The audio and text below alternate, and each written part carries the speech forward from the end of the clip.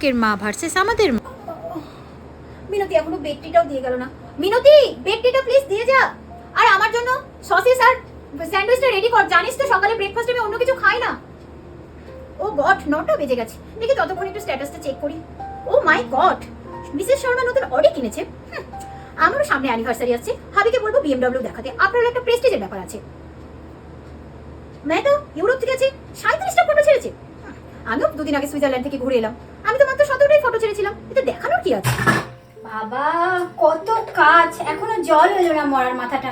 কি যে হবে, এখনো রান্নাও হয়নি। কি রে, তুই পড়তে বসেছিস নাকি? গলার আওয়াজ তো একদমই পাচ্ছি না আমি।